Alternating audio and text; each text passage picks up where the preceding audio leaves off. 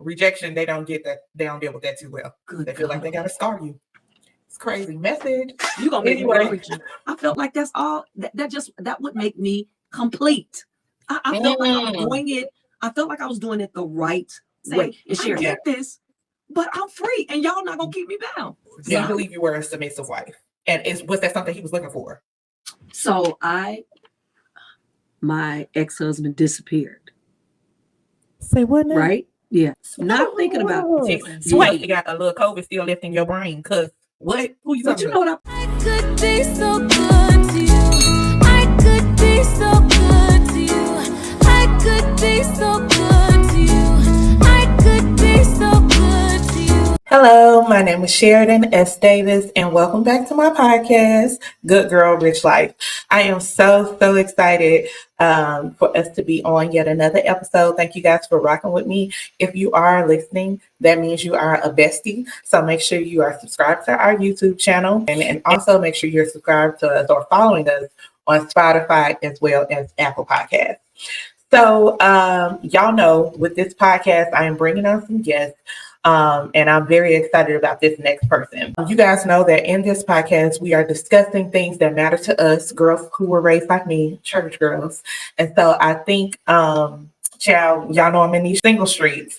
And so I think as a person who has not been married, I think it's very important that we not just learn from married people about marriage, but also divorcees. I met this young lady who's going to be our guest tonight when I was either 17 or 18 years old. I'm 33 now, so that's a long time. I got to know her and her family, and she's ended up becoming friends with my mom and everything like that. And like many people, the pandemic and post-pandemic brought about a lot of changes in her family dynamic. I really wanted to bring her on because she's written about her experience with divorce in this anthology that I have had the privilege of publishing. It is called Gone Girl Volume 2, You Don't Know My Story. And I wanted to bring her up to us today to discuss said story, so y'all get ready for the book. I introduced to some in our church girl voice, right? And present to others, none other than Pastor Angela. Hey, Pastor Angela, how are you? I am doing well. Thank you so much for having me. Absolutely. Now, do you still go by Pastor Angela? Yes. We're still going by Pastor Angela, right? I am, because I'm still sitting, all right. Yeah, still sitting as a pastor. Yeah. Yes. Now, for those of you guys who don't know, she has had a last name change. Okay, come on. Pastor Angela Smith. Heavy on the Smith, okay? For now. So, yes. Come on, speak that thing. Yes. How are you, Pastor? Yes. I'm doing good. Good. Today's a good day? Today is an awesome day to be alive. Today is an awesome day to have our hearts open and really receive whatever that thing is God is like pouring and expressing to us today. I really believe that with all of my soul. Me too. So I want to start off going way back. Let's go to the beginning. We know that you're a divorcee, but before that, you are a person. So where are you originally from? I am, believe it or not, I know a lot of people are going to be shocked about this, but I am home-fed, homebred Chicago girl. I am a Chi-Town, West Side, the best side. I am straight West Side of Chicago. Went to Horatio in May school. Look, remember my daddy dropping me off crying because I didn't want to miss the doggone rice pudding because I knew after that man made the rice, we were getting rice. Could you believe we were supposed to have been broke, Sheridan, but every day we had a dessert? How you know? I love that. A West Sider. So I went to school on the West Side, May school. And then, of course, instead of going to one of our neighborhood high schools, the principal told my mom she's able to go to whatever school she wants to go to. So I decided to go my first 2 years to Prosser Vocational. And then I flunked chemistry and had to go to Wright College to make it up. And I got back to school and I was like, I don't want to go here no more. So I lied to my mama that they were having a nursing program at Schurz. She's probably just finding out now. And my mama signed me up for Schurz High School. And then I told her that the nursing program was over. Wow. So I graduated from Carl Schurz on Milwaukee and Addison. Yes. What a story. Okay. So shout out to your mom. Yeah. You know, growing up on the West Side of Chicago, going to school. I grew up partially on the West Side and then in Oak Park, their neighboring towns, if y'all don't know. And going to school, when did you head start liking the boys? What age was that? So I want to say I didn't discover much in grammar school because honestly, this little boy named Albert King, and I've been looking for him for years. Come on, first and last name. Yes, Albert King, this little boy named Albert King. I'll never forget this. He jumped on my back in school, in grammar school, in the pink buildings. We had the big building for the, pretty much, I guess, fourth, fifth, sixth. And then we had the little buildings, the little pink buildings for people like me, first, second, third, fourth. And I want to say I must have been second, third grade. And he sent me this note and said, I like you. Do you like me? And I put a big X of no, because I knew my daddy would kill me talking about liking a boy. And that little boy jumped on my back by the pink building and scarred my face from here to here. But that wasn't it. Oh, no, that wasn't it. Scarring my face wasn't it, baby. When I looked at them navy blue stockings that Kathy had put me on before I left home, and those stockings were torn, baby, and that dress had some blood from my face on it, I said, oh, I'm going to get murdered. Albert King going to get, unalived. Unalived, Look, do you know my daddy brought me back up to that school and pretty much was going to beat up Albert and his mom and his dad because my mom is now asking, why is her clothes torn up? Why is she scarred up? You know, the whole cocoa butter thing. Yeah. And here's what Albert King told my dad. He said, Mr. Smith, he said, why did you do that to my daughter? Mr. Smith, he started crying. I like her. I said, that's actually sad. He was cute too, Sheridan. But that's really sad because that's very reminiscent of what men do in real life. That really is what they do, don't they? They don't even let that go. Mm. Yeah. Rejection, they don't get that. They don't deal with that too well. Good. They feel like they got to scar you. It's crazy. Message. You going to make me run. That part right there. No, don't take me there, Sheridan. The scar. Yeah, scar. So, since you didn't really start dating at a young age, like how old were you when you first got your first serious boyfriend? Oh, I want to say maybe. Oh, and this is really deep for me. I want to say right at 16 because believe it or not. So I've been knowing the Abercrombies all of my life. I grew up. Their mom had the little school store. There's always a school store in your neighborhood where you can buy all your candy, all your cookies, all that. And so they had a cousin. I'm sorry, let's pause you really quick. Everybody didn't grow up here, so they don't know who the Abercrombies are. So can you give them a quick, Okay. So Zoe Life Ministries, City of Chicago, where I was ordained. I was ordained at Truth and Deliverance, of course, Truth and Deliverance Christian Center at the time. Now name has been changed to Zoe Life. Past Apostle Abercrombie, Prophetess Rosemary, all of us grew up together. I mean, really did. So his mom owned the school store and they had cousins that came up from Birmingham, Alabama every year. And they had a cousin named Bam. His birth name was Adolphus, but I love calling him Bam. And for some reason, Sheridan, now that I think about it, for some reason, I thought that I loved that young man so hard. Like, I'm thinking to myself, we don't have anything else to do but to get married. And I mean, we didn't violate each other in any kind of way because we were too terrified. But so every year for the summer, his mom would send him up to be with his uncle, John T. Abercrombie, Apostle Abercrombie's dad. And so guess who would be right there waiting on him? La Angela. So much so until we actually, after like 2 or 3 years of connecting, I think we got engaged. And I was saying that the ring was too small, so I plucked the ring through the ring. Yeah, anyway, yeah, I did. But you talking about just love hard. He not recently, but years ago passed away, and all that good stuff, all that bad stuff, right? But just a little hurt, a little bit comes behind that because he really was my first real boyfriend. And then of course I ended up with a young man on the block who's our paper boy. And I know this is gonna be something, but it was all about a bet. It was about a bet. These were some of the cutest boys on the block. Yeah, it was a bet. It was all about the cutest boys on the block. They were our paper boys. Their mom and my mom worked at Hammond remember Hammond Organ, the B? Hammond Organ? That's before my time. Okay. Oh, Hammond B, like the Hammond B. Okay, yeah. Okay. So my mom worked for Hammond Organ, and so did their mom. Wow. Yeah, we all grew up on Congress Parkway, and their mom worked for Hammond Organ, and my mom worked for Hammond Organ. And then I go my tail down that street, and I end up dating the baby boy, Gregory, and I ended up getting pregnant. That's how chased it. My first child came along. All right. I was in love with him too. I said I was in love with him too. How old were you then? Ooh, 18 turning 19. 18 Okay. turning 19, working at the drugstore, thought I was somebody making $4.50 an hour. You couldn't tell me Wow. nothing. Okay. Wow. Okay. So let's fast forward some time. You know, you meet a man. We're gonna leave him anonymous. Because we'll need people going after him. But how old were you when you started dating your husband, and how did you guys, or your ex-husband, excuse me, and how did you guys meet? So I want to say I had to be in my late 20s Mhm. because all of my girlfriends were getting married or had gotten married. What a lot of people Okay, don't. let's pause there. Let's pause there because I'm beyond my late 20s now, and I have been in a place where it looks like all my friends are getting married, have gotten married, or gotten engaged or something. How were you feeling when everybody around you was progressing in that manner, but you weren't? I didn't feel good at all because I felt so.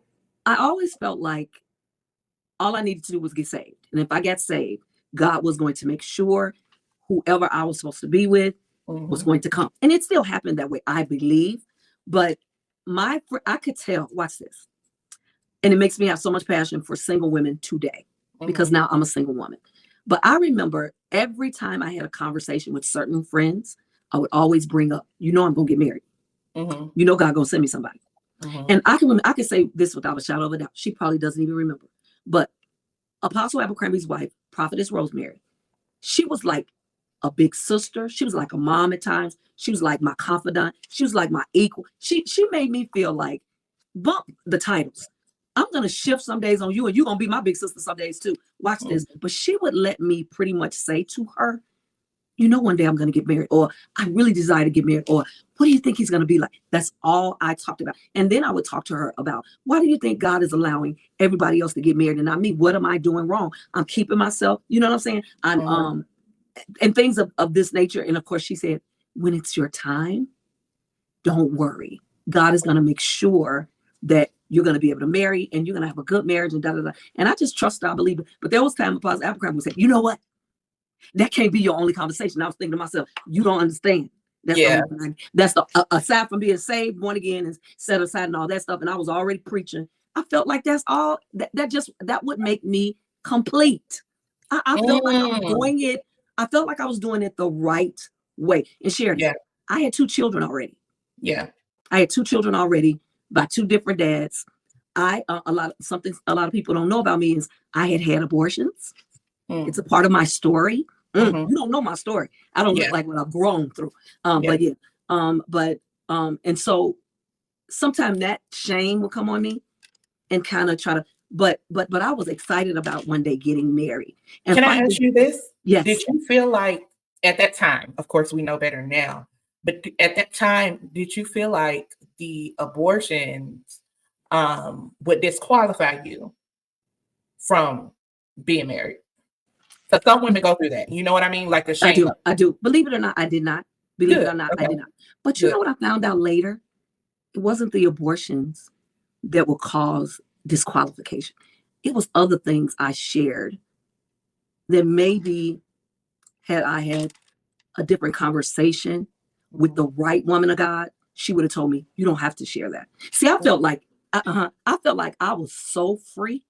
When I got saved, I felt like I was so free. And when I got married, I felt like I was so free that anything I told him would not cause any type of ruckus. But it Okay. did. But it did. Okay. So can you name one of the things where you felt like, because again, I'm a single, never been married, and some of my listeners are as well. What's maybe one or two of the things where you can be like, you know what, I could have kept that. A major conversation that I had with him was about prior Partner.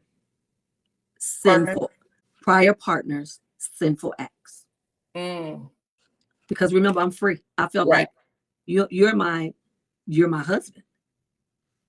If this is on me, I should better get it off me and tell you. But and at first it seemed like he was cool, but I Mhm. know for a fact he wasn't after time So went on. so was it that um Okay. Was it that you were sharing that you did some things intimately with other people like previously and that bothered him? Yes. Yeah. Do you think And he you know what? judged It you wasn't even for so, it? I don't even want it to seem like it was all thick like that. Right. Uh-huh. No, I think what it was is me saying to him, I am not perfect by a long shot. As a matter of fact, I understand better today. And this is revelation that's dropping on me right now. I understand even better today why I was such a marked kid in my neighborhood. Mhm. Because Sheridan, if I got free, I wasn't gonna be ashamed of it. I would talk about it because I was free about it. I really was. But what I'm realizing, but as you're getting older in the thing, right? As you're getting older, you learn to be a little more wiser. You learn who you can share things with. You learn who you know what I'm saying? Like, I've never been one of those people who felt like you can't share this victory. Now, and even though it was my shame, and God knows it was my shame, I felt like getting free was talking about it. Yeah. Finally saying, I did this, but I'm free and y'all not gonna keep me bound. Yeah. Sorry. Yeah. There was a time where, and you know, I'm so thankful because my name was never wrote in bathroom stalls. Mhm. But when I hit, like, it's like the devil had me go all the way. Like I got like I got some stuff in my backyard. No, I've got some skeletons that the Lord won't let me talk about. Mhm. But it's all right now because Mhm. I'll never be ashamed ever again. Mhm. Ever. I've learned how to deal with the shame, and God Okay. told me He'll never expose it. So don't Mhm. you worry about it. Mhm. So let me ask you this. Do you feel like when you would share these things, is it that he judged you for your past or Yeah, what was it? What was the I emotion? do, and I almost feel like he probably wouldn't call it judgment then, Mhm. but as time went on, that's exactly what it was. And for me, I in my head I was saying, why are you even feeling some type of way about something that happened before you, before I got saved? I mean, actually, if you ask me, I was taken advantage of, but Mhm. it's my story. And I'm not, and yes, I was, y'all, I'm telling the truth, sisters. Yes, I was telling them, can we move on? Mhm. Maybe we couldn't. Mhm. Yeah. Okay. So what made you? How long did you guys date? You, Uh-oh. oh my God, great. Oh my God, my real niece. You don't know this answer, do you? We dated maybe 4 months. I know that's right. Listen, I don't want to tarry long. Okay. Let's go. 4 months. I can remember just getting ordained because we were at 512 South Laverne, the little bitty church across the street from Horatio M.A. School. And I can remember one day I would go, I was living upstairs from the church. I can remember going to work. I would go to work at night. I would work nights at that time. Come home from work at 6 in the morning, take a nap maybe for an hour or two, and get up like clockwork, ready to go because I was one of the praise and worship leaders. I had just now been ordained as an evangelist. I was on fire. And I remember this particular Sunday, he had been released. First of all, I had prayed, y'all. I prayed and told God, and me and God started having a conversation. I said, God, I thank you that if he's a man of God who's coming out of prison, God, I am not going to judge him. I'm not going to mark him, and I'm not going to let anybody else judge me. And that's exactly what God sent me. Watch this. He was just coming out of the penitentiary. And Wow. yes, just coming out of penitentiary. But mind you, had been in a family that was from Church of God in Christ. His grandfather and uncle said they could not go be with Jesus because he wasn't ready to take over the church. Amazing Church of God in Christ. And so I can remember coming down to church that Sunday, and I'm doing the praise and worship. I'm up there singing, and he's sitting out in the audience holding his niece, his great niece. And I'm supposed to be up there singing, right? And I'm looking out. I just stopped. The whole church then stopped, and I'm like, because he had these beautiful big puppy dog eyes. I'm like, you see me, Sharon? I'm like, I asked him, was that his baby? And he That's said, your baby. yeah, he said no. And I started back singing. I asked everybody, did they see me? I was like, Rose, did you see me? She said, we never saw. It was like the whole church just stopped. And from that moment, it started. girl, we left from 512 South Laverne and we went over across the street to May School to have church. And I remember asking Valerie, borrowing a red wool suit from Valerie. I say, Valerie, when I go back to church Sunday and he walk in, I got to be tight, okay? And if Apostle Abercrombie, he would send us all the ministers and elders back to the back door and shake everybody in. I remember that Sunday. Well, one Sunday he came, and I remember looking out there and looked like he brought somebody with him, Sheridan. I left church early. I was like, oh no, you're not doing me like this. I said, that's my husband. How he come in here with somebody else? Now listen, you hear what I just said? That's my husband. Can you imagine how many women was looking at him? We didn't have a bunch of single guys at our church. And he was one of the first single guys. And you know how they come up out of the picture. He was swole. Everything, he was swole. So that particular Sunday, I left early because he came with somebody. And he, to this day, we would laugh about it. But then the next Sunday he came, and he came back there to the door where I was. And when I shook his hand, I shook his hand, no hugs up, shook his hand. He said, my God, you single for real. Oh, now what does that mean? What does that mean? We're going to have to tell the sisters that one day when we do another little meeting. Okay. Yeah, I was strong. Right. I was strong. That means I went, look. Okay, I got it. He said, you're single for real. Wow. But I thought, can I tell you something? At that time, I felt like that was an honor to hear a man of God, because to me, he's always been a man of God, to hear a man of God say that about Angela, to say that about me, that I had kept myself, for such a time as that. But then the rest is history. Everybody knew, what people wanted him to meet me. His family wanted him to meet me. And of course, from there, we started kind of started liking each other, dating each other. I remember he went with me I had to go preach. And boy, I'll never forget, preached on the west side of Chicago. And after we left there, we went to Lawrence Fisheries. And here's what he said. He said, I am not looking for a girlfriend. I'm looking for my wife. I said, well, I'm glad you said, this is what I said. Sheridan, I said, I'm so glad you said that. Because I was thinking to myself, I am not doing no boyfriend. I said, I'm waiting on my husband. And from that moment until the time we married, we were supposed to have a big wedding. I actually went to Gurney and bought my wedding shoes. Okay. I brought a chest and put magazines in it about the colors I wanted and other little bitty trinkets and things that I wanted to happen in my wedding. I had a whole plan. And then we looked at each other one day and said, because I needed to take him home to meet my parents. He had never. So after I took him home to meet my parents, we looked at each other and said, you know what? We're not going home. We're going to go ahead and get married. So we went. When I called Apostle Abercrombie and Rose, I didn't even have him a ring. Rosemary gave me her deceased father's diamond band. Wow. To give to Rob until I bought him a ring. His first ring, he bought me, the diamond was so big. I told him, there's no way this diamond is real. You can take that back. Something ain't right. You know what I'm saying? I'm telling y'all, this is a real story. He took it back and got me the two band ring, a band and a diamond. So, but yes. So we got married at we got married in the church one Tuesday after intercessory prayer. And then Pastor Abercrombie presented us the following Sunday. And we had mouths like, but I was like, everybody was surprised. Yeah. You guys became pastors of a church, Greater Love, Greater Works at the time. What year into the marriage did you guys start the ministry together? Oh my goodness. I want to say, so we were married 27 years. So I want to say maybe about 15.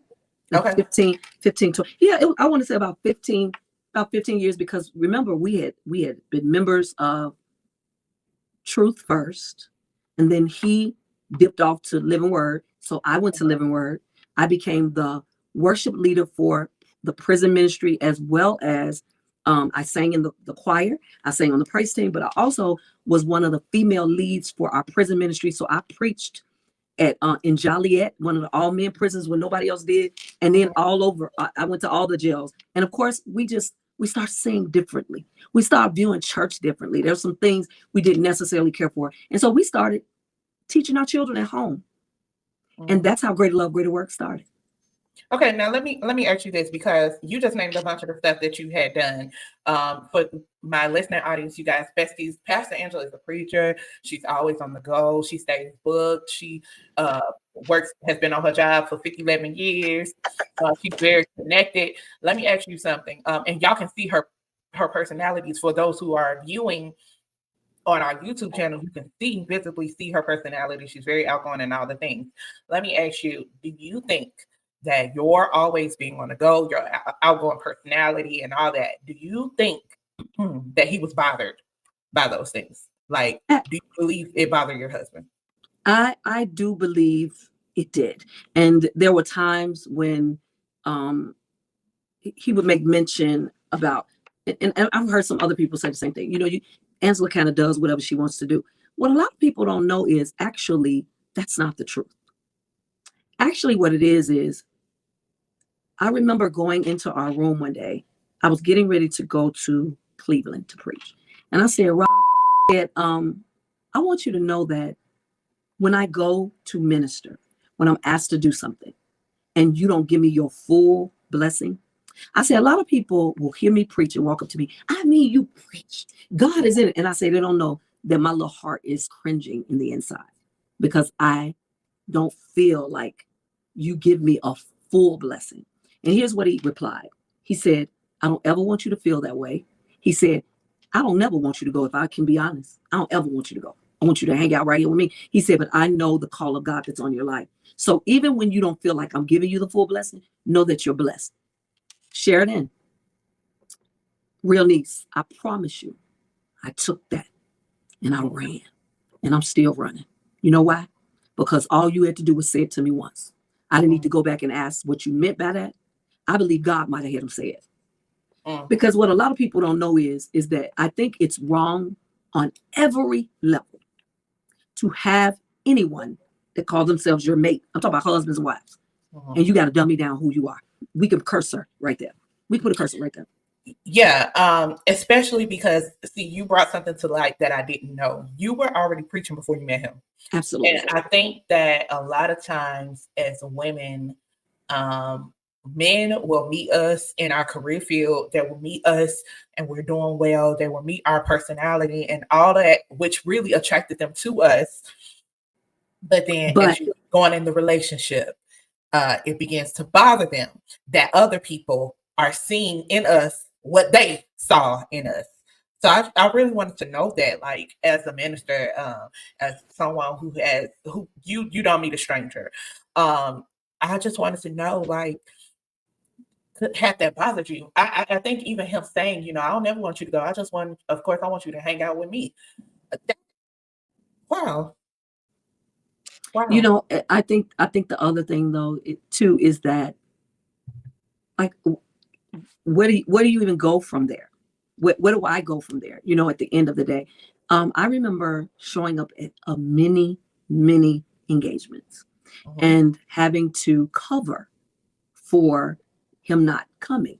And to this day, it makes me scratch my head about, if you really honored who I am, why wouldn't you show up? But then here's the other thing. Let's flip that a little bit. Sheridan, there was never a time he was invited after becoming a pastor. I didn't go. As a matter of fact, what a lot of people don't know is I make really good money at AA in aviation, going on 36 years. And I've scaled the wall, right? But do you all know that I never made a full year salary? I can't remember. I didn't even really know how much money I made because every chance I got, I was CSing off, paying folk to work for me on holidays so I could be with him and his family, our family, right? And I would go with him, but he wouldn't go with me. So wait, let me bring clarity. So you're saying that whenever he had speaking engagements, preaching engagements, you were running with him, but he wouldn't come with you? I can count. Or rarely? Rarely. I could probably count on one, and it hurts sometimes, but I could count probably on one hand and that's something, one hand, maybe, I don't know, rarely. Let's say rarely, so the heavens will back me. Rarely. Okay, let me ask you this. When you would get the preaching engagements, what was your process? Would you talk to him about it first and then he's like, oh, go ahead, and then still not really coming? So you know what? I would talk, okay, I would get the preaching engagement, I would talk to him. And you know what? Can I share that I would tell them yes, because I felt like, okay, because you told me I can go. You told me I'm blessed, right? So would I tell them yes?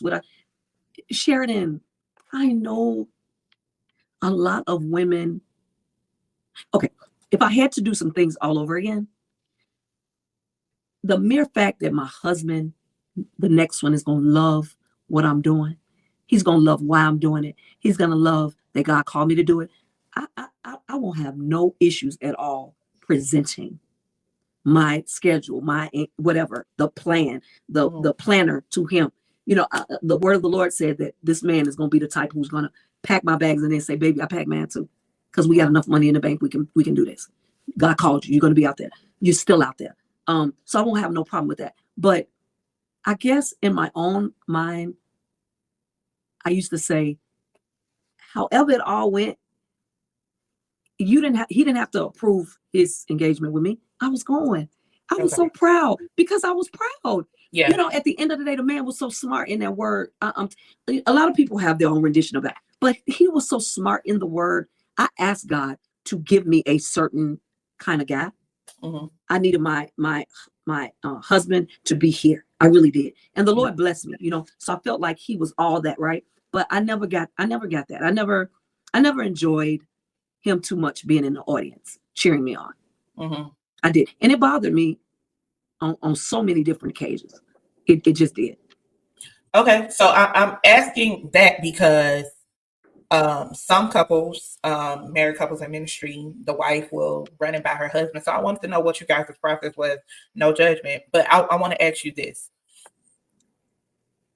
Do you believe you were a submissive wife? And was that something he was looking for? So I believe it's questionable. Okay. And the only reason why I say that is because I don't necessarily agree with what the church calls submission. Ooh, okay. No, what you think a submission is? So I believe submission is honor and respect and consideration. That's what I believe it is. I do not believe submission is we just got this one way of doing it. It's either my way or the highway. No, that's some bull crap. No, that ain't that. No, that's not the type of submission. Ooh, Pastor Angela, you're gonna be turning some people's heads, okay? Yeah, I'm growing. I've been growing into this woman of God. I'm very offended by what the church calls submission. Now, I didn't say God. I didn't say Jesus. I said I'm very offended in what the church calls submission. I believe it is to be. We honor our mates.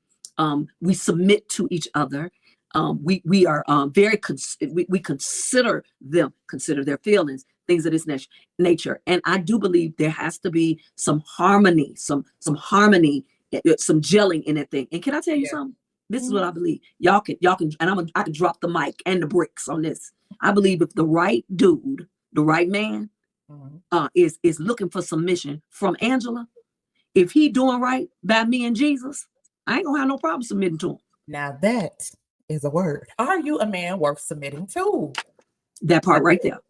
But I feel like a lot of us don't start asking that question until after you already married him. See, I think we need to be asking that question before we saying yes. What is your rendition of submission? What's your rendition? Because at the end of the day, if you're a womanizer, you ain't getting. First of all, sisters, let us stop marrying the wrong brothers. How about we start right there? And then when I don't marry the wrong brother, and let's go here for 20 seconds too, Sheridan. I felt like God allowed me to marry the right guy, but I'm trying to figure out. So if he was the right guy, how did he leave? If he was the right guy, why did he leave? Yeah.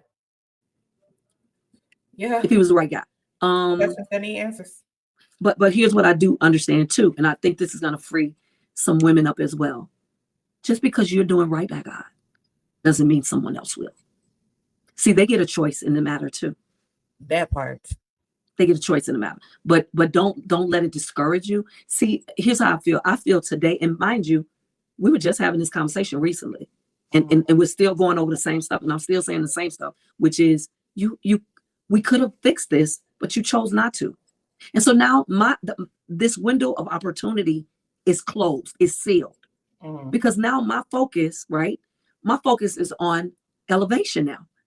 My next, not my now. I ain't here. I'm not even here. I'm not even the same woman. I am not the same Angela. I'm a different Angela. So we don't jail no more. You're not him anymore. And I'm fine with that. You're not him. You're not him anymore. And I'm okay with that. And that's the part I think too that really makes me a little crazy is knowing I got some sisters out there who you know you're not her anymore, and you still you're trying. Man, so many of us, and thank you, Jesus, I've never been this way. So many sisters are trying to honor the religion of the church and not honor who God calls them to be or God says that they are. Do you hear me? They are, and it's disturbing. It's disturbing. It's so disturbing. Case in point is when someone tells me, "Oh, you're right. Get back together." I mean, we're gonna get. No, we're not. We're not. That won't ever happen. I asked God. I asked him, and me and God are on speaking terms. Come on here. Oh, God. So let's do a deep dive. You and I both know what happened on the day. And I want to talk about it. Can you walk me through the day your marriage ended? So I want to say in retrospect, now that I think more about it, I remember him saying maybe weeks before, I am going to make you the pastor of Greater Love, Greater Works, and I'm just going to oversee. And I was like, for real? I said, I don't think I want to do that. I knew my load already. Did I want to remain a pastor? Absolutely. I believe the Lord called me to do that. But did I want to pastor Greater Love, Greater Works, church, ministries? I don't know. I really wanted to be led to do that. I know it kind of sounds kind of weird. I want to remain pastor, but pastoring Greater Love, Greater Works by myself, I don't believe I wanted to do that. So when he tells me that I'm going to do that, I'm going to make, then I'll stop thinking. Then he says, you know what? I'm going to resign from being a pastor of Greater Love, Greater Works. And I said, okay. So then that was just talk. I said, well, let's just let's just plan it. That's what you believe God is calling you to step away from. It don't mean you're not a man of God. It just means that you're going to be doing something different because you're still a man of God. You're smart. You're wise. You have a study of this word. You make it hard for me to go out and sit under other teachings because this word is so authentic with this, the whole net. So he had been dropping little hints about resignation. Now let me rewind because my besties don't know all this. What year is this that this happened? 2021. 2021. November 14th, 2021. Now, the reason why I'm rewinding it back just a little bit is because the year prior, we were in a pandemic, okay? Many people got sick. Many people had COVID. I know I had it. And your husband, I know you had it. Your husband at the time, he had it. And it was bad. It was bad. I want to express that because when I say this woman, I asked her about the submission piece because submission looks different to different people. And I feel like sometimes when women have bigger personalities, that people weaponize that against them. Oh, you weren't submissive. You weren't following my lead. Well, I'm going to tell you what she did do. This man was ill with COVID, down bad. She had the whole Chicago, okay, praying this. She prayed him through that. I want y'all to know, like, it wasn't like, oh, I had COVID, but I didn't have it to the point where I almost checked out. And that happened. And so I want to validate you as a wife because some people invalidate you because you have the personality and you're always on the road and always on the stage and all that type of stuff.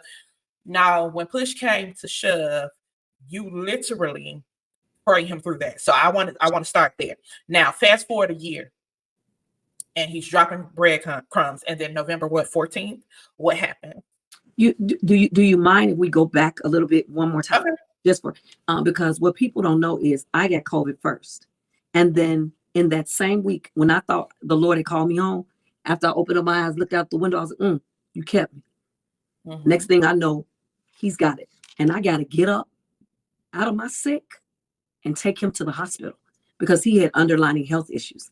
And I took him to Good Sam and didn't leave the parking lot because they had him in there. And I said, you will never. And you were sick. You see what I'm saying? I said, you'll never be able to tell me that he died of COVID because it ain't going down like that. I'm telling y'all right now, I will come to this counter every hour.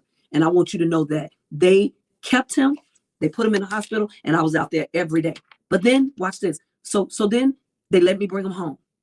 We nursed him back to health. But then COVID attacks his, not the prostate, but COVID attacked his pancreas. And what people don't know is there's no medication for pancreas. Either you're gonna be okay or you're gonna leave here. They put him back in Good Sam, and they wanted to run x-rays on his heart and all that. And I say his heart is good, and it was strong. And they was like, ma'am, he's gonna be all right. But they wouldn't let him eat for 7 days. He was in the hospital for 5 straight days with an IV. And I went to that hospital every day, stayed 2 hours, and then went to work every day. A lot of people don't know this. So then God nursed him back to health. But then about 6 months later, after me and him had walked, we were out there. I don't know if people remember this, but I started something called Let's Chit, Let's Chat, Let's Walk, Let's Pray. And it was God just, man, we needed the weight off us. And he lost, I want to say had to be like 70 pounds. And we're out there walking. 6 months later, I am on my way to a funeral because his head was hurting so bad, he said. I said, well, you go to immediate care. I'm going to go ahead and facilitate the funeral, and I'll hook up afterwards. On my way back from the funeral, he texted me and said these words. The doctor said, they're getting ready to take me over to Good Sam in an ambulance because they're saying I got blood in places in my head I'm not supposed to have it. Wow. And I was on my way back from that funeral, and I zoomed to Good Sam. And listen to this. A lot of people talk a good game, but I'm telling y'all what I did. I walked up in that hospital, and that man was in that bed. They had already tapped his neck. They getting ready to take him in whether I say yes or no. My children are on the phone saying, do not let him do brain surgery because they're talking about brain surgery. And I said, we're getting ready to do the brain surgery. I said, I need everybody who's going to be involved to meet me in the middle of the room. The first person that I got a chance to meet was the neurologist. Him and his team. I said, are you all going to be? Yes, we are. I said, I need to know. As a matter of fact, can I pray for y'all? I really wasn't asking, can I pray? I really was telling them, I'm getting ready to pray. And I remember these words, Sheridan, because we're talking about COVID and all this damage, right? I remember saying, praying for them, but I also remember praying for the doctor's hands. But this is what I said in that prayer. And Father, I thank you too, that no one goes into the room trying to be supermen and superwomen. I need them to follow the God plan and make sure they bring this precious cargo out of the room. And I looked over at him, and he had this look on his face like, I'm scared as I can be, but I'm going in anyway. He did one of them, and I was like, good. Do y'all not know, by the time my son and I took his car to South Elgin and got home, that was about a 2-hour situation. They were calling me. They were doing brain surgery. They were calling me to share that the surgery was over. I said, wait a minute. What are y'all calling me? The anesthesiologist and the neurologist. I said, sir, you all don't have the right person. You all are not done with that surgery. You just did brain surgery. And the anesthesiologist handed the phone to the neurologist. He said, Miss Johnson. My name was Johnson then. I said, yes, sir. He said, your prayers worked. Wow. In 6 hours. After that, we let him rest. But in 6 hours, they had him call me, and I asked him a question. Who am I? You're Angela Johnson, my wife. I said, when is my birthday? 3/6/1965. What's my social security number? He started naming, right? And it let me know that he was, the Lord kept him. The doctor says, thank his mom. Because instead of the blood, of course, giving him, when blood vessels burst, instead of the blood giving him a stroke and all that, the blood was landing in a pocket that his mama never rubbed out as a baby. So the blood was, the blood was dropping down in this pocket. Y'all, I went the very next day, to the hospital and put him on FaceTime so the church can see their leader. Wait, let me say this. You put him on FaceTime so that the church could see their leader. What year is this? 2021? 2020. It was 2020. early 2021. Yep. Early 2021. My point in asking that is because as women of God, as pastors' wives, y'all have to endure so much and still make sure that your man is upheld in front of the people. You travel 2 hours before and after, making all these decisions, praying he makes it, not knowing. And I was scared. I was shaking in of my course. But you did all that, and the next year, okay, No, you did all months that, later, months later, right? it You was did see all you that. later. You prop him up before the people. Yes, You making sure that they see that their leader is going to be okay, but he's ready to resign when he come out. yeah. And months later is when it happened. So check this out. So you asked me a question.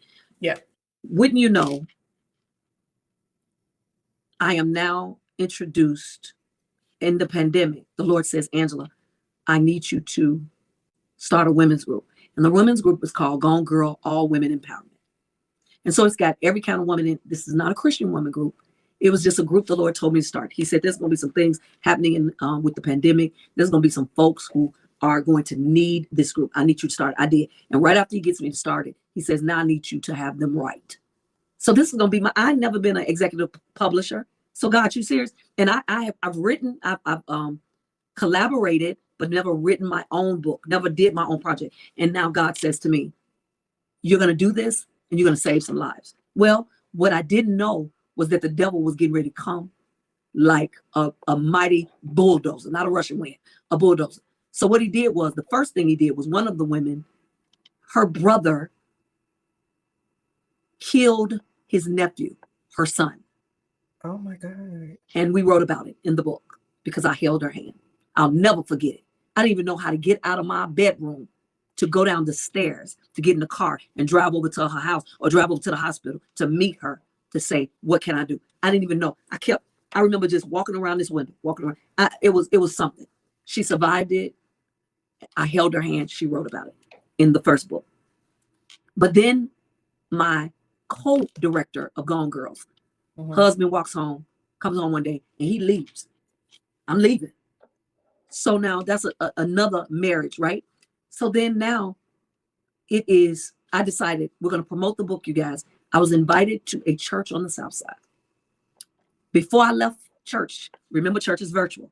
So you guys, at this time, her church was virtual, as many churches were, and we were having service on Zoom. So she asked me, could I do the behind the scenes, orchestrating everything, broadcasting from Zoom to Facebook every Sunday. So I was her, I guess you could call her engineer at the time. Okay, go ahead, Pastor. And so, of course, I'm going to churches every Sunday I can to promote the book. And this particular Sunday, we went on the South Side of Chicago, myself and a group of the Gone Girls. And so, like every Sunday, before I leave my church, I am going to do the praise and worship. Remember, we're virtual. And I am also going to pray, and I'm going to exhort the people, and then I'm going to pass the mic to our pastor. And this Sunday was just like every other Sunday. However, this particular Sunday, there were storms. I don't know if you remember, Sheridan. There were storms going on. So I passed the mic to him. He's getting ready to teach, and I'm going to listen in the car. And let me pause you. Yes, yes. I need to interject this from Yes. my end because I was there. Yes. Guys, I could not get this live stream to broadcast to Facebook for nothing in this world. Like, I kept trying. I was trying to play music or whatever as she was praying. They could not hear anything I was doing. I'm like, what is going on? I know what I'm doing. This was not my first time doing it. I mean, I had been with them for months at this point, and nothing was working. We could not attach to Facebook. They could not hear the music for prayer. None of the things. I want to say that we're going to get back to it, but I want to say, go ahead and mention this is so good because, of course, so I've now left. I'm trying to figure out why I can't hear the service, but it doesn't bother me. It's a storm. Maybe the connections were going bad. What I didn't know is, while I'm at this church on the South Side, promoting the book and preaching a message to the point of a certain kind of woman. He is finishing up the message at our church, Greater Love, Greater Works, virtual, and now telling our congregation that this is his last Sunday. He's resigning. And he said, he told them I was going to be taking over. As he says, you've been doing a good job. Da, da, da. And I felt like that was a dig. But anyway, that's another story. So I don't know this. So when I'm done preaching. Wait. Because I want them to hear this. Listen, you guys. So again, she just said she did praise and worship. They couldn't hear the music as we were praying. She goes inside of the church building, the physical church, while we're on virtual church. Her ex-husband, or her husband at the time, takes over, and he reads a letter. Okay, he gave the message and then read a letter. Now, I never knew this. Oh, you didn't know that? I did not know that. Okay, he literally had a piece of paper. He read a letter, so he wrote this out. I thought you knew this. He read this letter, which was his resignation letter, and said that Pastor Angela, he was leaving the church with her. Now, I did not know at the time. I was confused. I felt like if he was going to do that, she would have told me. So I'm not knowing that she doesn't know what's going on. I did not know the letter. I didn't know anything about a letter. Wow. Ooh-wee. Okay. So when you get out of church, what happened? How you found out? What? You know what? So I get out of church and I do like I always do. You know, when you preach, you're hungry. I had drove over there by myself. It had finally stopped raining, and I decided I was going to stop at this new soul food restaurant in South Elgin on the way home. I knew that he and Devin were home because Robin wasn't living at home at the time. So I was like, okay, hey guys, I'm going to, let me go back a little. I got to go back. That Friday, for some odd reason, my ex-husband disappeared. Say what now? Yeah, for some hours. And I thought maybe he was we should have been out with some friends, and he disappeared. He went, I can't tell you where he went because I thought maybe he was delivering, because remember we had a small business. So I thought he went to deliver some meds, and that's what he said he did. But see, we never, ever was apart and didn't know what the other person was doing. Yeah. So I thought that was kind of odd too. So no problem. Back to Sunday. I'm on my way home. I stop on my way home. I go to the soul food restaurant and I text him and I say, listen, I'm stopping to get some food. I'm gonna get food for me, for Devin. What do you guys want? And he pretty much, no, as a matter of fact, before I even sent that text, he texted me and said, hey, I resigned from being the pastor of the church today. Don't text me. Don't call me. Oh. So when I got the don't text me, don't call, when I look back on it now, it was a shocker. But I was like, okay, right? Not thinking about it. Wait, so you didn't think anything of that? Not at that second. Not during that second. Oh, it's going to get better. Not at that moment. Not at that moment.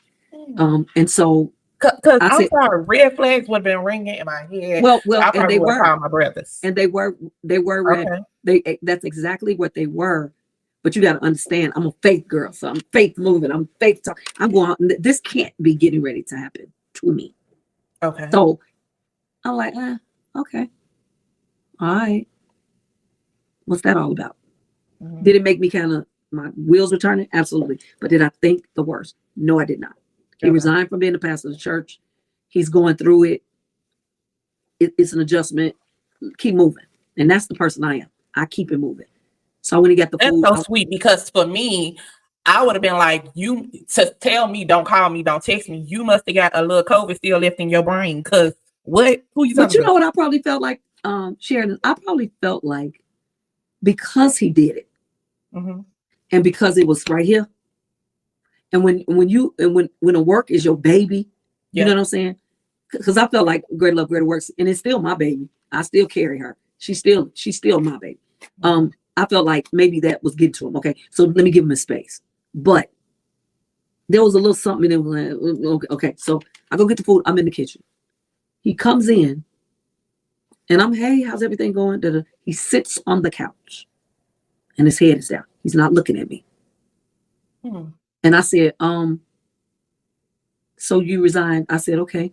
I said, you know what? And I stopped preparing food, came around, because the way our house is made, it's like a great room. So the couch is over here, and you can have the stools, the counter. So I turned around and looked. I said, listen, being the assured wife, I said, listen, whatever all of this is about, we're going to get through it, because we're going to do it together. And I remember saying this a couple of times, as long as we do it together. And he told me, oh no, we're not doing it together. We're divorcing.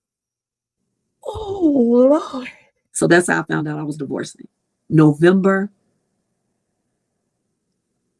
21st, No, November 14th, 2021. That's how I found out. He said, oh, no, we're not doing it together. We're divorcing. And I said, we're divorcing? Why are we divorcing? And he said, because you've never loved me and you've never been in love with me. And I'm on this chair. I'm like, hold on. Run it back. How many years were you guys married? 26 before he left. Years. 27 by the time it was over. Okay, 26 years. And from year 1 to year 26, I didn't love him and wasn't in love with him. He said. You bore his children. You prayed him through the COVID twice, even though you were sick. But ain't none of that been love. So when did he discover you ain't love him? My sentiments, exactly. He said, and so I said, and so my question was, well, why did you stay? Hello? He said, because I didn't want another man raising my children. And I said, well, your kids have been grown. Right. I said, well, that sounds good. I said, but I'm sorry. It just sounds good to you because it's not good. And I went up the steps and I never turned back. I went up the steps. I want to say the next day he left and came back one time, he and his brother, to get some of his things, because to me, he never got them all, but he got the majority of his things. And that was that. And I will never forget it because I remember helping him get his things. Like we were friends. You're so kind. I did. Baby, the day he left, that's all you got. I was helping. Maybe I'm not saved enough. I don't think I'm saved. When I tell you, but see, now I can look at it and be like, now I can look at it and be really calm and everything. Because when I tell you, that was just the beginning of like my craziness. Like that was to me, that was the beginning of my depression. It was the beginning of my craziness because I was calling him every day. I remember, and I just recently said this to him. I said, I remember going to Pastor Trina's 50th, and I had an X5 BMW.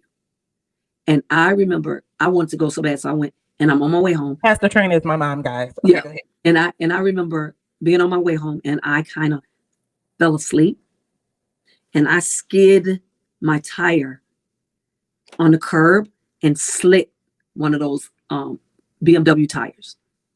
And I remember just calling him. I didn't know who else to call. I called him, and he didn't answer. And I know he saw me calling. And I called, and I sat there in that BMW and just boo-hoo cried for a minute. And then all of a sudden, it was almost, and this is how the Lord works with me. Y'all. All of a sudden, it was like one of my angels just said, you can make it home. I was literally a mile from my house. Not only did the Lord let me make it home, I made it home. And we're talking about a Saturday night into a Sunday. And how about that Sunday morning? The Lord directed me to a tire shop that put a brand new BMW tire on that BMW. And watch this. And I had the money to get it put on. Yeah. I mean, I was pitiful. I sat in the tire shop and called him again. Because hold on. You know, as a single person, my emergency contacts are my parents. And that's been my going thing. Like, one day I'm going to change my emergency contact, I can't imagine a person who has been your emergency contact. Come on. For how many years? For 26 years. And they just check out. Wow. It hurt. I don't think, yeah, I knew the hurt. I sat in the BMW tire place and was like, I couldn't believe it. Like, I couldn't believe that this was that number one, it was my life. But number two, I couldn't call him. Yeah. He would hang up on me. What? He would hang up on me. Knowing what was wrong? Knowing what was wrong. He pretty much kind of pushed me into you. In other words, you should know what to do. This is what you kind of hear in his voice. And I was like, wow. Sheridan, there would be days after this because I prayed for husbands and wives, probably 45, 50 days straight. I would get up in the morning, before day in the morning. It would be dark outside. And then I would tell my friends, we all got to pray for husbands. Everybody. Don't nobody stop. And y'all don't stop praying until I tell y'all stop. We all pray. I will pray. There'll be some days I will pray for him and send him the prayer. And I remember him saying one time, man, that was a long prayer. And it just, oh my God. But this is who I was. This is who I was. This is how I was. This is who I am today. And I wouldn't give her up for anything. Yeah. It was a mess. Did you ever figure out why? Did he tell you why? He didn't have to tell me. Outside of saying you never loved me. I mean, obviously that's not true. I asked, you know what? And I'm sure, and I pray that women get to this point, right? At some point. I asked God don't lie to me. I asked God to show me what happened. And what he showed me happened, he says it didn't happen, but it's what God showed me happened. So it was legit. Wow. The Lord showed me. The Lord showed you. Oh my goodness. I'm glad that God showed you.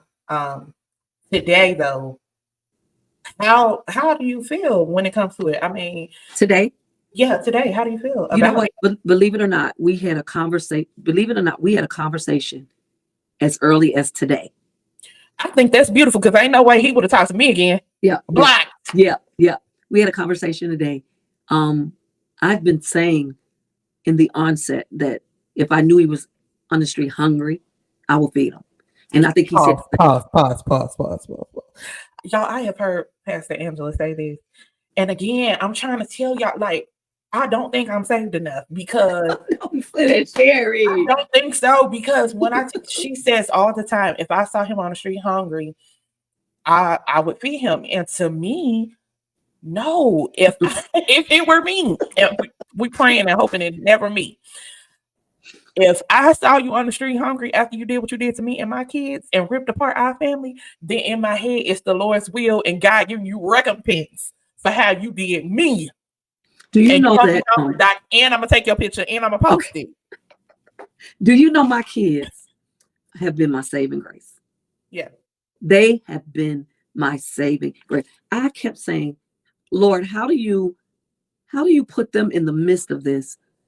And they managed to stay so balanced. Because at the end of the day, I can tell you, the girls do not side with the father. Mm-hmm. They don't. Robinique was on my side. But at the same time, she did. I wanted to go back. Like I really wanted to try to find. I would say things to Robinique I can remember now, like, what do you think I could do that'll make him want to come back? And I am not kidding with you. She would all but say something like, don't go in his space. Don't go in his space. Don't be in his space. Don't call him. When people like that do like they do, don't call him. Mm-hmm. Let him go in. Let him, and almost like sounding hard. And I wanted to ask her some days, I'm your mama. Who you think you're talking to? You don't talk to me that way. You don't tell me that. But she was right. Mm-hmm. She was right. Devin. Oh, one day I remember calling him, asking him, when is the last time you talked to your son? And I bust out and I cried harder about that than anything because I was like, you kissed him. How can you not be? What do you mean you haven't talked to him today? Did you talk to him yesterday? You kissed him. In other words, you kissed your son. But I think everybody went through it the way they went through it. I don't think to this day he has had a conversation with my older boys. Oh. Yeah. And they are like, they don't care. Wow. Is our mom okay? Is our mom, and their issue, Sheridan, some woman needs to hear this. And so she doesn't have to feel like it's something she did wrong. My children was like, Mama, Robinique and Devin, Christopher and Chase, Mom, we never saw y'all argue. We never saw y'all disrespect each other. We never saw y'all in a situation. So what is all this? What is this mess come? What is this? He couldn't talk. My biggest deal was, you mean to tell me for 26 years, we were the couple everybody came to. We were the couple that encouraged other couples not to ever dissolve your marriage, and you didn't talk, you didn't communicate, you didn't go seek counseling. I was afforded through aviation to have counseling. Mhm. I could go to 4 sessions by myself. He could go to 4 sessions by himself, and then we can bring it together. And he basically told me, because on that day he said he was leaving, I looked at him and said, "So we're not going to counseling?" Mhm. He said, "Oh no, if we go to counseling," he said, when you go to counseling, people point their fingers at each other. Sheridan, fast forward. Yep, I couldn't believe what I was hearing. Fast forward, I went to counseling, and my female African American counselor, who I don't know if she was saved or not, she told me after 3 counseling sessions, I'm firing myself. And I started crying. I said, "What do you mean? You're firing yourself?" She said, "I'm done. I'm finished because you don't need me anymore." Wow. And I asked her, "What do you mean?" She said, "Because you're strong enough." He says he's not coming back. He doesn't have to. You're Wow. going to get up and move forward. And that's what I do. Keep moving. Life happens, but we have to keep moving. Do you still believe in love after all of that? After the 26 years, after him just dropping it, like it meant nothing. Do you still believe in love? Let me say this. And if you asked him, there was times when he said I was playing the victim. I told him, I said, "Rob, you can't hide." I said, "You can't hide. You can't hide from people who really do have a relationship with God. You can't hide from them who I was. You can't hide. You can't hide that." I said, "You can't hide from them who you are." Nope. You couldn't hide that. You have to become. And who You you become. know, for the sake of having decorum, I won't say what I want to say. I What know. I'm going to say is that I never saw this coming, but I saw changes in him and his theology that were confusing to me. Um, and so I pray that he gets the help that he needs, because I do believe he needs it. I really pray that he comes back, that he has a prodigal son moment. And he Yeah. comes back to himself and comes back to God. Yeah. That is what I'm going to say. And I want to provide clarity for the listeners that not everybody who gets divorced is like the devil. Not every person who initiates divorce, you know, sometimes things don't work out. But what we are saying here is after 26 years, the least that could have been had was a conversation. That's all I'm saying to this day. Yeah. So I hate that happened to you, but it happened. I wanted to title this episode, "He Left Me, But God's Got Me," because he left, but God never left. And although you have experienced, like you said, depression, you had your crazy moments, listen, calling him off the charts, whatever it is, you deserve to have those moments, because it honestly, it can be scary to think that you can give your life to someone That's what I'm saying. for 26 years. That's what I'm saying. And they look at you one day and say, "You ain't mean none of that." What? And you don't have to necessarily say that verbally, but Yeah. that's exactly what your actions made Yeah. me feel like. So much so until I can remember Sheridan calling him. This was right at Hawaii. Yes. And I didn't want to go to no dog in Hawaii, but he encouraged me to pay and go. Because I work in aviation. I don't need to go on Southwest. We were all going on Southwest. And so check this out. The day before we're due to leave to go to Hawaii, I finally got up enough courage to call him. And I said, "Listen," I said, "I've decided you can't leave because you're already gone." I said, "So I want to know if you believe this marriage is," and to this day, he says he didn't say any of this. We just had this conversation today. I said, "I called you and I said, I want to know if this marriage is salvageable. I want to know if it's worth us repairing." And here's what he said. I'll never forget it as long as I live. He said, "Angela, I could tell you yes today and mean no tomorrow." And then he backed it up by saying, "But you never know what the future may hold." And when he said that, I said, "Hold on 1 second. I'm getting ready to go to Hawaii, but I want to tell you something before I go." I said, "Number one, your answer was your answer. Without you giving me a definitive answer, you really did answer me. That's number one. Number two, you might not know what your future holds, but I know what mine's hold." I said, "Here's what it holds. I will never be Angela Johnson on this side of glory to you." I said, "And you will live to see me be another man's treasure because you threw yours away." Ooh. You asked me if I still believe in love. Yes, I do. I've been shocking my new leader. I've been shocking him by saying I really believe God. I believe God has I believe I have the potential to welcome a Caucasian guy. I even told God, I cried. When I tell you, yeah, I don't know if it was yesterday or the day before, but I had this crying moment. I know the next book is coming out. And my title is I'm Alive, I Survived. But the first book, my title was Say You Can, Say You Can't. Either way, you're right. I don't know why, but I felt such a need to cleanse myself a day or 2 days ago. And I cried. And in my crying, I was saying, God, I thank you so much. I said, because this could have went a different way. I know a lot of pastors' wives who don't work.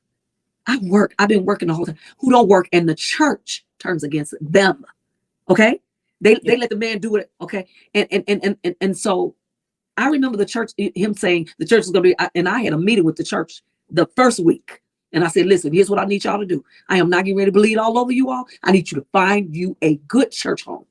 I said, but here, let me make this announcement to the devil. I'm not going to stop preaching. As a matter of fact, my best messages are coming now, and God has not allowed me to fail. Do I believe in love? I believe in love so much. I told God a day or two ago, I said, God, my heart is so open. Sheridan, I did not want no parts of a bishop, teacher, none of that. Okay. I need him to be a banker. I need his shoe game to be on. I need him to have plenty of money. Come on. But don't he need to be saved? Look, that's what I question. God knows me better than y'all. Y'all know me. And so I didn't need to say to God, by the way, I need to be saved. That's my persona. That's my MO. Okay. But when I tell you I'm welcoming, if he's Italian, I'll take him. If he's Caucasian, you heard me. I'm going to take him. And so I am so looking to fall in love again. I have not been good. I have not been able to date good, but I'm even excited about dating. And you know what, Sheridan, I'm offended too sometime with the church about not introducing dating and collecting data to our single women and men of our church. I'm just so thrown off by that. Mm-hmm. So I'm looking forward. Good. I'm going to break some molds here. Okay. If you could do it all over again, would you still have married him? Do you regret marrying him? My answer is no, I don't regret marrying him. My answer is if I had it to do all over again, it would have happened just like it happened. Wow. Yeah. God knew and sent word to me that it was in the plan, that it was the way the Lord explained it to me is that it happened the way he allowed it to happen. Mm-hmm. So I am so good. But at the end of the day, if I told you, and I'm thankful, I'm so thankful, Sheridan, because I still have people who still don't know I'm divorced. Mm-hmm. Because my name is still Johnson on Facebook and on Instagram. But to hear some people who are respectable people say, you are poised. That's my saving grace too. You're poised. To hear people say, you never threw him under the bus, that's a blessing to me. I'm so thankful. I am. That people view it that way. But even so, too, I really don't care about what they think. Period. Yeah. Because I know Angela. Right. To make sure you guys are paying attention. And I'll put her social medias down in the description box. Go ahead and follow her. So when the book Gone Girls Volume 2, You Don't Know My Story, when it comes out, you guys can support it. There are a plethora of other women who are telling their stories as well. And baby, these stories, they are storying. You don't know what they have grown through, okay? My last question for you today is, if you could give me any advice about love and marriage, what would it be? That love is not enough. It's not enough. It's not enough. I will encourage you to follow your heart. Because and the reason why I can share that, I may not say give the same answer to someone else, but I know Sheridan, and I know the seed in which you were born from.